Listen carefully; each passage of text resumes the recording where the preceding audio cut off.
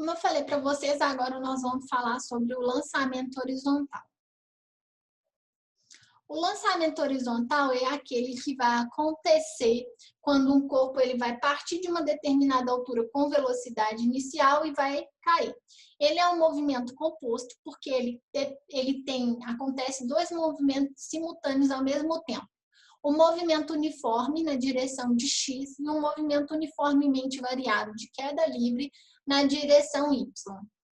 Então, em X nós temos uma aceleração zero, enquanto em Y nós temos a ação da aceleração gravitacional G. O movimento horizontal, ele parte com uma velocidade inicial constante e ela se mantém ao longo de todo o tempo, ou seja, o Vx e o V0 são a mesma coisa e ele se mantém ao longo da trajetória, enquanto o Vy vai aumentando ao longo do tempo, já que ele é um movimento de queda livre. Quando precisarmos determinar a velocidade final do corpo, em que ele toca o chão, por exemplo, a gente tem que aplicar aí a regra de Pitágoras, uma vez que nós temos dois vetores que são perpendiculares e para achar a soma vetorial deles, a gente faz Pitágoras, em que a velocidade final vai ser a raiz quadrada de Vx ao quadrado mais Vy ao quadrado, que é essa equação. Tá? Isso é para casos específicos que peçam a velocidade no final da trajetória. A gente vai falar agora sobre como acontece separadamente em cada eixo os movimentos. Então, no eixo X, como eu disse, acontece um movimento uniforme e nesse eixo a gente pode determinar o alcance, que é essa letra A, que determina essa distância entre o ponto em que o objeto foi lançado, né, até onde ele caiu.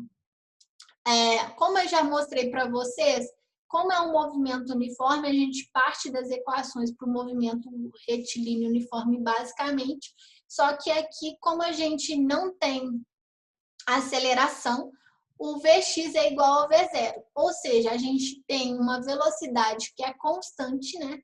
E a gente também consegue determinar o alcance. O alcance seria a diferença de posição final inicial aqui no eixo X, que é o A, e ele é exatamente igual a Vx vezes t, ou seja, ele depende da velocidade inicial x e o tempo que esse corpo demorou para cair.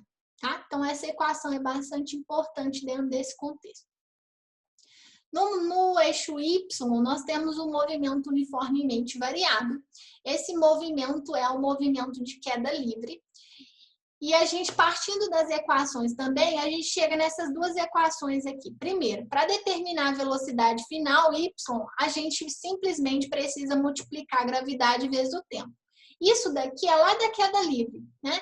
Por quê? Porque a velocidade de um corpo em queda livre, ela depende simplesmente da multiplicação da gravidade vezes o tempo de queda desse corpo. É possível também determinar a altura que esse corpo estava quando foi lançado, ou seja, quando ele começou esse movimento de lançamento. Lembrando que o lançamento ele não é a queda livre em si, porque o corpo já parte com uma determinada velocidade e faz esse movimento parabólico, né, meio parabólico. A altura h aqui, né, é determinada através dessa equação gt ao quadrado sobre 2. Lembrando, g é a gravidade e o t é o tempo. Então, era isso para o lançamento horizontal. Essas são as equações que vocês precisam e as informações. No próximo vídeo, nós vamos falar sobre o lançamento oblíquo. Até daqui a pouco.